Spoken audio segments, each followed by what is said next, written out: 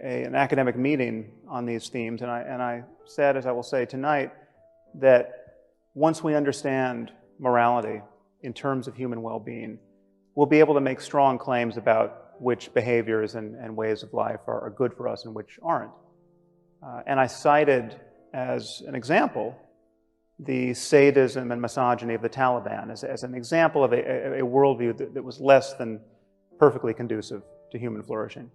And after my remarks, I fell into debate with another invited speaker, and this is more or less exactly how our conversation went. She said, "How could you ever say that forcing women to wear burqas is wrong from the point of view of science?"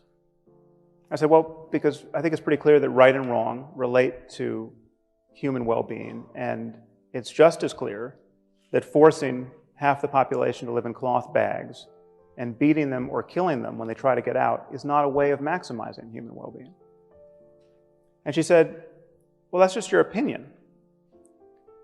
And I said, okay, well, let's make it even easier. Let's say we found a culture that was literally removing the eyeballs of every third child, okay, at birth. Would you then agree that we had found a culture that was not perfectly maximizing human well-being?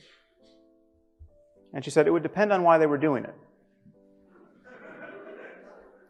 So after my eyebrows returned from the back of my head, I said, okay, well, let's say they're doing it for religious reasons. Let's say they have a scripture which says every third should walk in darkness or some such nonsense.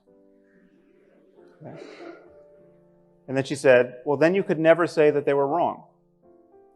Okay, and so you should know, I was talking to someone who has a deep background in science and philosophy. She's actually since been appointed to the President's Council on Bioethics.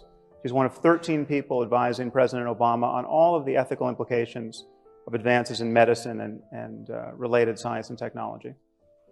And she had just delivered a perfectly lucid lecture on the moral implications of neuroscience for the courts. And she was especially concerned that we could be subjecting captured terrorists to lie detection neuroimaging technology.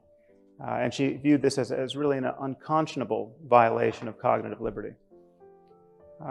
So on the one hand, her moral scruples were very finely calibrated to recoil from the slightest perceived misstep in ethical terms in our war on terror.